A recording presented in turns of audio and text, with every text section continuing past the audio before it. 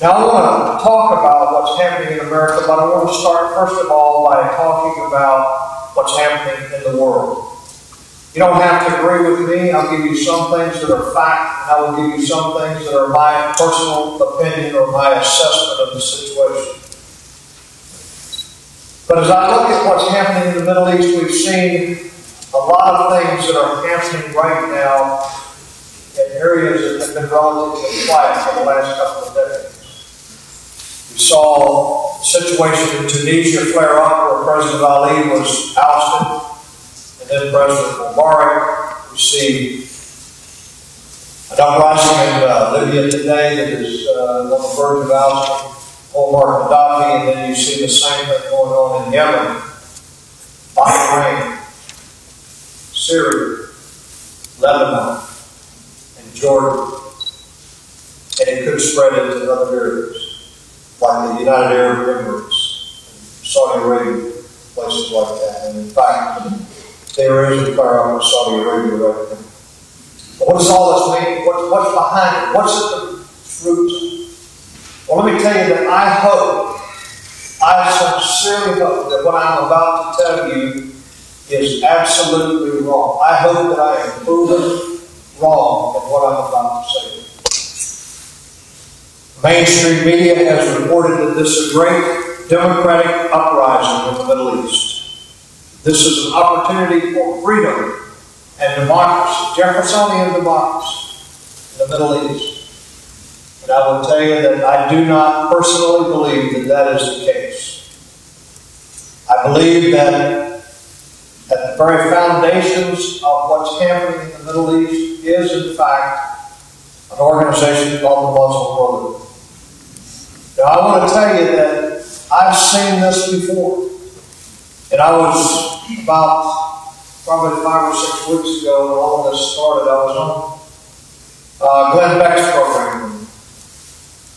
And I love doing Glenn Beck's program. I've done it 3 or 4 times because he's the only guy I know that's more ADD than I am.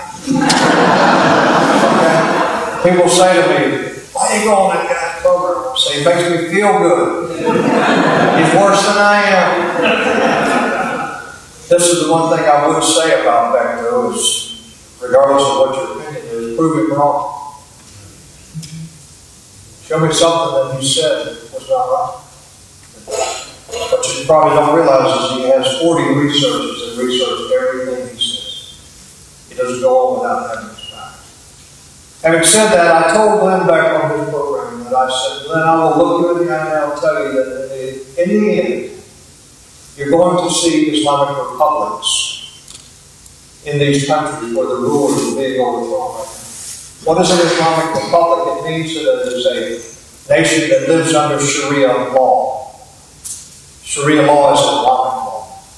I'll come back in a moment and talk about that. But I've seen it before.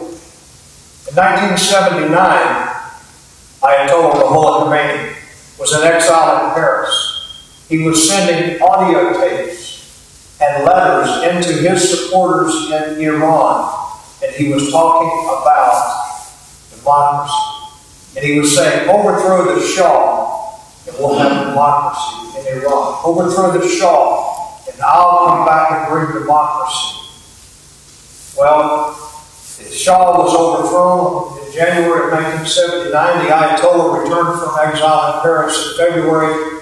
And the 1st of April, the Ayatollah declared Iran to be an Islamic republic, meaning that he established Sharia law. What is Sharia law? It is Islamic law. It comes from 2 primary sources, the Quran, the Holy Book, and the Hadith. The Hadith is about a 9-volume set of observations of the Prophet Muhammad.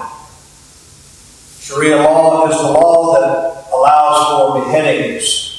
Sharia law is the law that allows a man to beat his wife. Sharia law cuts off the hand of the thief and the foot of the thief.